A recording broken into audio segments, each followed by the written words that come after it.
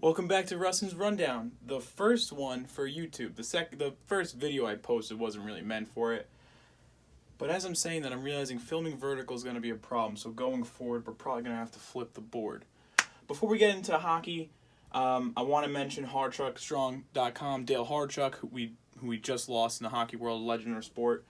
They made T-shirts, and all the sales are going to charity for cancer. So if you're into that, go check it out. I would recommend it. They're not that expensive, but again, I don't know your financial situation. Just putting it out there. First game of the day, Tampa versus Columbus. And as you can see, sad face. My predictions are not looking so hot right now. Tampa exercised those demons. First period, fairly even start, but very fast pace. Physical too. These teams don't like each other, as I said previously. At 5:38, Johnson gets the goal assist by Chernak and Sorelli, and about a minute later, Coleman gets a goal assist by Bogosian. I was like, uh-oh, this is a problem for Columbus. And then, all of a sudden, Tampa gets sloppy, kind of like they were resting on their laurels. Bogosian takes a penalty, and at 11:51, just as the penalty ends, Foligno gets the goal assist by Wenberg and Atkinson. And then Coleman gets a shorthanded chance on another power play a couple minutes later. And I'm like, maybe Columbus can make a push. After that goal, I was like, all right, power play's looking strong. They were 2 for 14 up to that point. 4-on-4 starts the first. It was wide open, though. But at 9:35, Stanley gets a power play goal for his first career playoff goal. Assisted by Jones and Atkinson. I'm like, all right, tied up. Here we go. Tampa takes a timeout. Columbus is dominating. They are playing their best hockey of the game. I wrote here, Tampa's starting to show some emotion, not in a bad way though. They're kind of just getting physical. They're showing that they want it, they have that hunger. So that was good to see from Tampa. At 19:44 though, Wenberg gets a goal assist by Gavrikov and Foligno, and I'm like, this is what I want to see because again, I picked Columbus. I really like the story, but Korpisalo was kind of looking shaky. I'm not gonna lie, he's not his game. Which is weird because it's like they've relied on Korpisalo so much in this series, and all of a sudden the offense is clicking, but Korpisalo not so great. And the third period, this is a little frustrating. Columbus gets a goal by Bjorkstrand, this is by Dubois and Gavrikov, but they take their foot off the gas. They're kind of sitting on the lead, and Columbus is going to have to pay for that, as at 12:01, Shattenkirk gets a goal assist by Point and Kucherov, which is their first shot of the third period for Tampa. And when it rains, it pours. 18:22, Sorelli gets a goal assist by Point and Kucherov. And Palat almost ends the game. Really, really close. Really, really close. But we go to overtime, and the Hurricanes had a nice tweet, really again. And Columbus is worry about your own 3-1 deficit. That was pretty funny. Sad because both those teams get eliminated. Overtime, you can just tell that Tampa was determined to win. Gavrikov was denied by Vasilevsky, who was really underrated in this series because of Korpisalo, but Vasilevsky is still good as ever. And at 5:12, Point gets the goals by Kucherov. Just the same guy who scored the winner in the 5 overtime game. Tampa wins 5-4, takes the series 4-1. And I did call that. I said whoever wins the 5 overtime game is going to win the series, and they did it in very similar fashion. So, yeah, sucks to see Columbus out, but we're starting to see that the higher-seeded teams are really separating themselves from the pack here, especially in Boston, Carolina. Pastrnak back in the lineup. Bjork is out. Mrazek is in net for Carolina. I didn't think Boston looked good in the round robin. I said this a bunch of times. And I thought Carolina has looked really good at points in this series, but they just don't put it together. At 9:35, Fleury gets a goal assist by Aho and Martinuk. The Mr. Svechnikov guy. I love that video. But originally they thought it was a no-goal, but it was clearly a goal. Mrazek stops Pastrnak. Halak stops Williams, who this might be his last game, which is a little sad to think about. Kane started building momentum off the power play, even though there was no shots on the power play. It's just good puck movement type of deal. And they don't score on the power play today, which really ends up hurting them. Second period starts. Aho and Martinuk can't connect, and that was, imagine if they did. Very different game. Pastrnak takes a penalty, and I can't help but think about those Dunkin' Donuts commercials we've been seeing. It's funny. No one else thinks so. Teravainen hits a post. Pasta coming out of the box, gets a breakaway, but doesn't go in. Carolina keeps the Bruins to the outside for the most part, but again, the Bruins are starting to play better. Bergeron gets a break and he's stopped. He's hooked, but gets a power play, not a penalty shot, which is weird because that has been a penalty shot. Like, there's precedent for it being a penalty shot, but I guess not anymore. 15-20, power play goal, crazy. This is by Pastrnak and Bergeron. Huge. This is the turning point of the game. Brady Shea gets a chance, but it doesn't go in. Kasha gets crushed. I hope he's okay. Kasha got absolutely crushed, which would be a tough loss for the Bruins, to be honest. At 1956, there's another power play.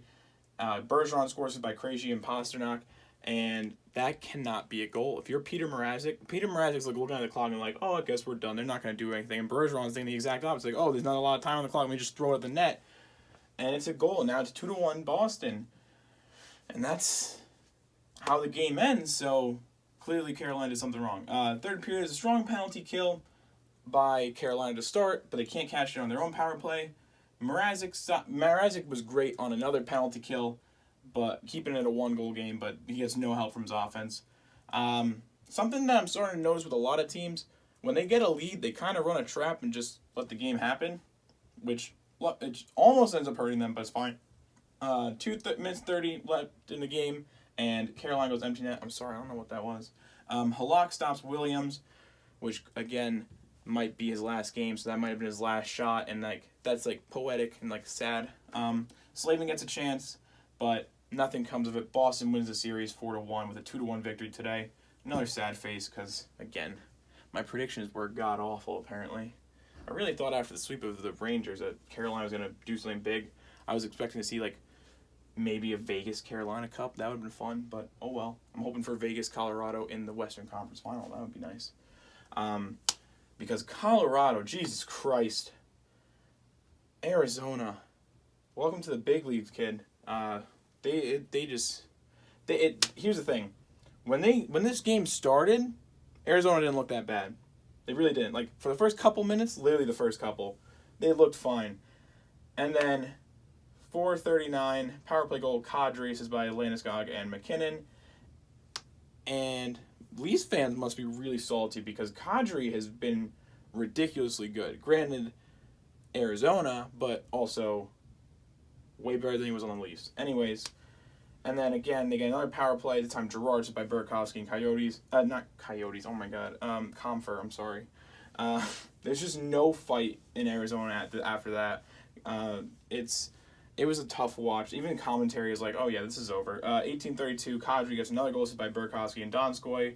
A second period, Kemper is John Cena. Never gives up. He's trying. He really is, but there is no mercy from the Colorado Avalanche. 9:51, McKinnon with the goals by Rantanen. 10:49, power play goal, McKinnon. This is by Rantanen and Makar. This is where commentary brings up Taylor Hall and whether or not Coyotes re-sign him. We'll talk about that when I finish this game. 18:16, Zadorov gets a goal by McKinnon and Landeskog.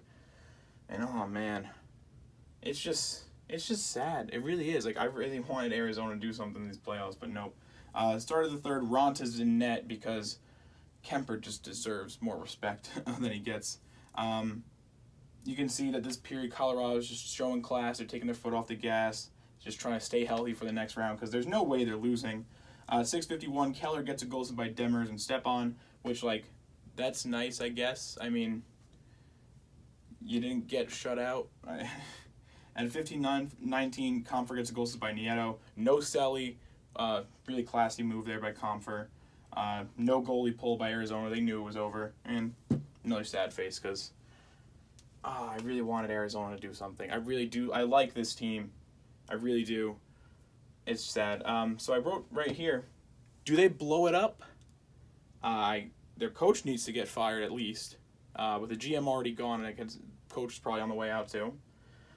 And Taylor Hall, I doubt he stays. I mean, he's aging. He's never going to be as good as he was in the Devils. You're just not going to get that because he's going to start declining.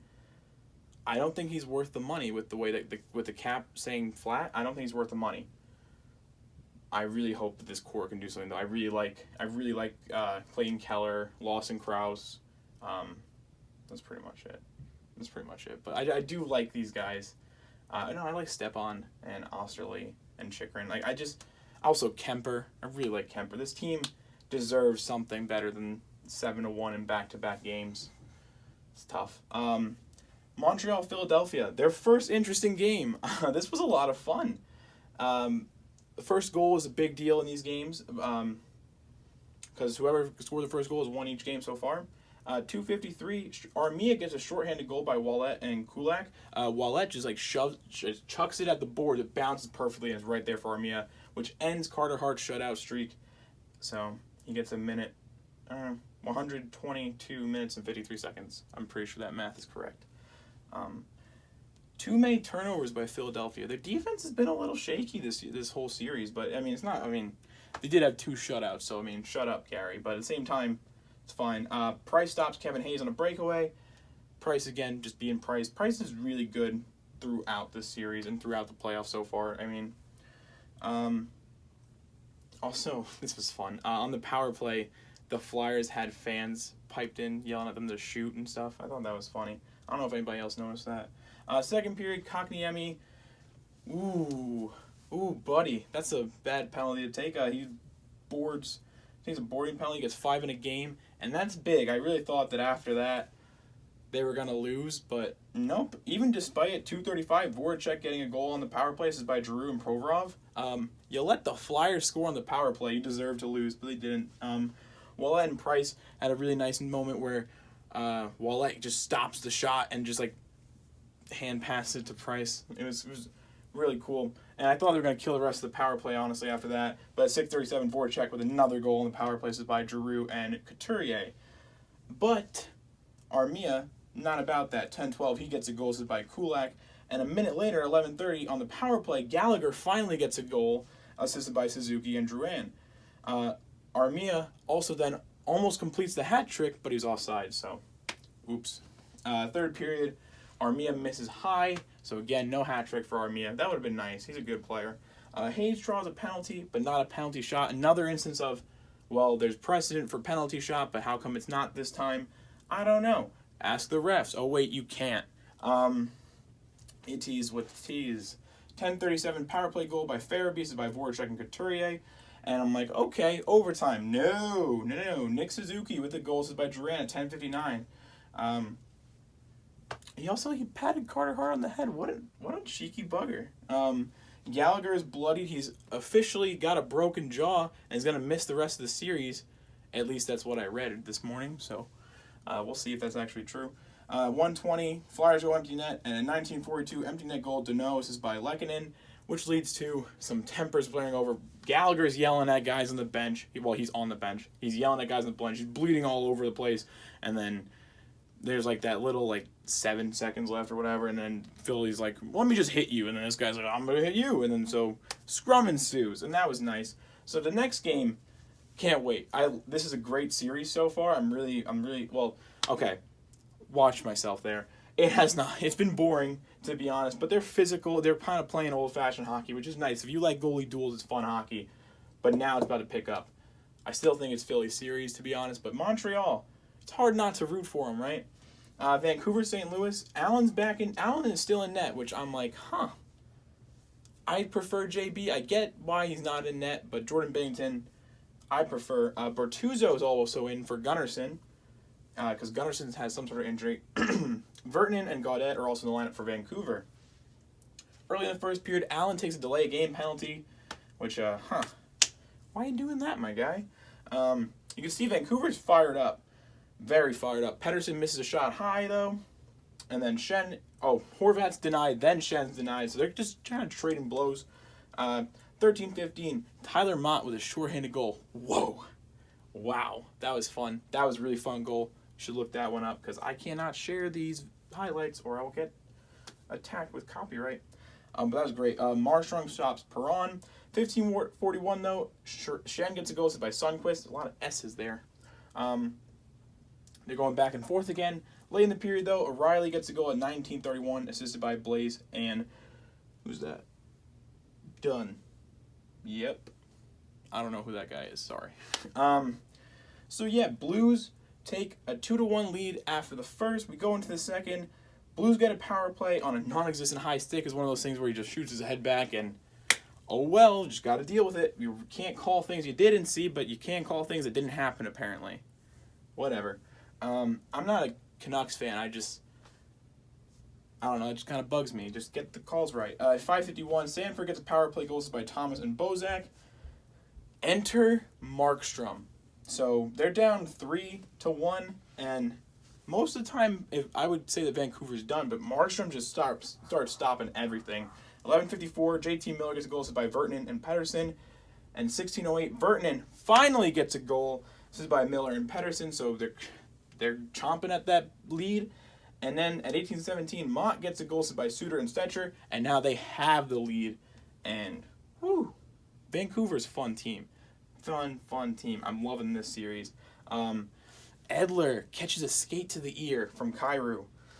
Ooh, hope he's okay. Obviously, he does not return for the third because you got a skate blade in your face. The Blues make a push late, but the momentum is really in Vancouver's on Vancouver's side, so they're not going to let that leave. Perron and Mott start going back and forth, which easily could have ended up with both of them in the box, but they don't do that. The refs are starting to get into playoff form where it's like, it's only a penalty sometimes. So, I don't know how that works. Markstrom stops Bozak.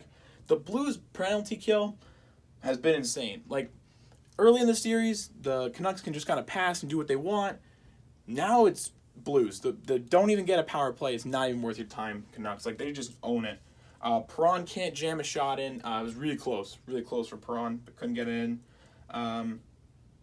The Canucks are doing a great job of keeping Allen in net. They want to go. Obviously, the Blues are trying to go empty net towards the end of the game, but the Canucks are just skating in the neutral zone the right way, getting on the offensive side, just keeping them in net for just enough time. At 1:30, they go empty net.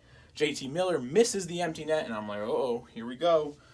But then, end of the game, clock, the buzzer goes, but the Blues are celebrating. You're like, oh no, they did the thing. They didn't, though. The clock had expired, and the puck didn't fully cross the line. So either way, it was no goal. Vancouver wins 4-3 and take a 3-2 lead in the series. Oh, man, fun series. I love this series. I really want Vancouver to win. I love the Vancouver team right now. We'll see. That's all I got for these games. Again, hardtruckstrong.com they're not a sponsor. I genuinely think it's a good cause. You should go check it out. But that's all.